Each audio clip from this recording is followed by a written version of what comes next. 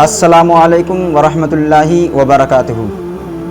ناظرین، آپ کے سامنے حاضر ہیں ایک نئی حکایت کے ساتھ، جس کا عنوان ہے حضرت خالد بن ولید کی ٹوپی۔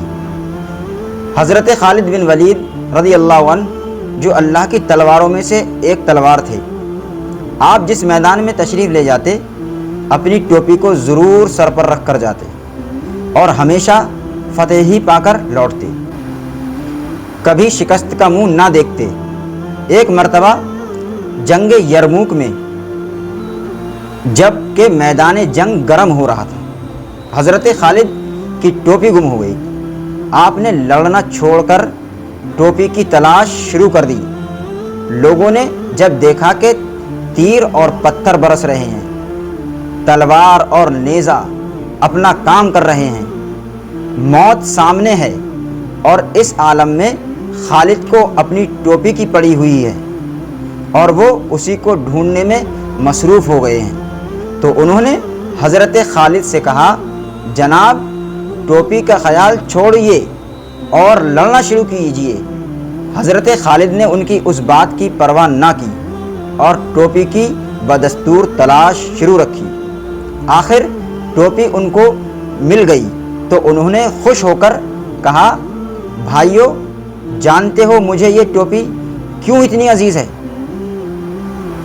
جان لو کہ میں نے آج تک جو جنگ بھی جیتی اسی ٹوپی کے طفیل، میرا کیا ہے، سب اسی کی برکتیں ہیں، میں اس کے بغیر کچھ بھی نہیں، اور اگر یہ میرے سر پر ہو تو پھر دشمن میرے سامنے کچھ بھی نہیں۔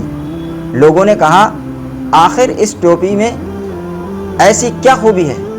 تو فرمایا، یہ دیکھو اس میں کیا ہے، یہ حضور سرور عالم صلی اللہ تعالی علیہ وسلم کے سر انوار کے بال مبارک ہیں جو میں نے اسی میں سی رکھے ہیں۔ حضور ایک مرتبہ عمرہ بجا لانے کو بیت اللہ شریف تشریف لے گئے اور سر مبارک کے بال اتروائے، تو اس وقت ہم میں سے ہر شخص بال مبارک لینے کی کوشش کر رہا تھا اور ایک دوسرے پر گرتا تھا، تو میں نے بھی اسی کوشش میں آگے بڑھ کر چند بال مبارک حاصل کر لیے اور پھر اس ٹوپی میں سی لیے۔ یہ ٹوپی اب میرے لیے جملہ برکات و فتوحات کا ذریعہ ہے، میں اسی کے صدقے میں ہر میدان کا فاتح بن کر لوٹتا ہوں۔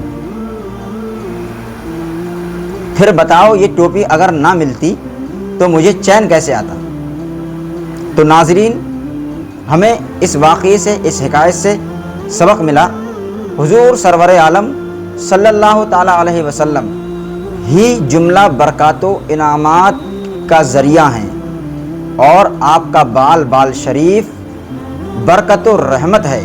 اور یہ بھی معلوم ہوا کہ صحابہ کرام علیہم الرضوان حضور صلی اللہ تعالیٰ علیہ وسلم سے متعلق اشیاء کو بطور تبرک اپنے پاس رکھتے تھے، اور جس کے پاس آپ کا بال مبارک بھی ہوتا اللہ تعالیٰ اسے کامیابیوں سے سرفراز فرماتا ہے۔ تو ناظرین، ہمیں چاہیے، ہمیں بھی اپنے سروں کو ڈھک کر رکھنا چاہیے اور اسلامی لباس اختیار کرنا چاہیے۔ السلام علیکم ورحمۃ اللہ وبرکاتہ۔